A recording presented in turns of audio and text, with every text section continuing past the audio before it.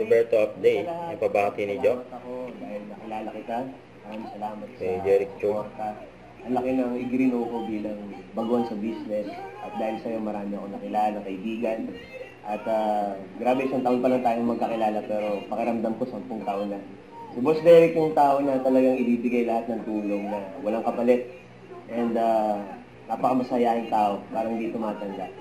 So, Boss, happy 25th birthday na ba? Or happy birthday sa'yo, Boss. Huwag na natin sabihin, pero mahal ka namin. Love you, Boss. And God bless you always. Lagi ako nandito para sa lagi na ito. God bless you. Good health. Lagi, Boss. Yung mga Jack Roberto. Yung mga formahan Jack Roberto. Yung nag-transform. Umiikot lang. Yung naging si Jeric Choi na.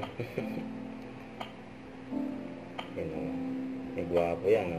Yung spotted din si Jack Roberto sa isang restaurant. Yung mga maswerte na nakapagpa-picture kay Jack Roberto. Yun o. Pabati ni Jock. Happy birthday po sa inyo. Sana nag-enjoy po kayo ngayon. At ang gusto po sa inyo, good health, more blessings to come, at sana matupad niyo pa po lahat ng wish nyo. God bless you always po and more power po sa inyo. Huwag kalimutan mag-subscribe, click ang notification bell kung na-update po ang future reaction live. Bye guys, thank you for watching.